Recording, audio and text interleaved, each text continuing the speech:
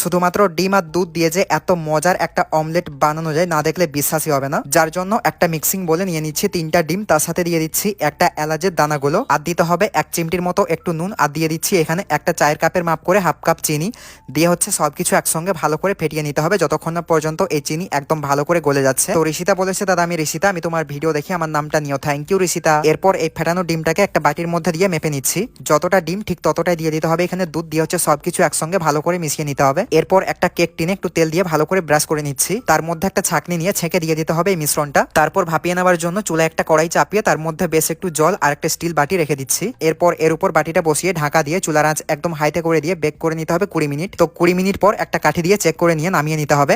দিয়ে হচ্ছে সেট করার জন্য 1 ঘন্টা রেখে দিচ্ছি ফ্রিজে। তো 1 ঘন্টা পর একটা ছুরি দিয়ে বাটি চারপাশটা একটু ভালো করে ঘুরিয়ে নিয়ে একটা প্লেটের উপর এই বাটিটাকে উল্টে নিতে হবে। তো দেখো কতটা সফট আর ক্রিমি হয়েছে, বাড়িতে একবার বানিয়ে দেখো। তো চলো আজকের মতো টাটা।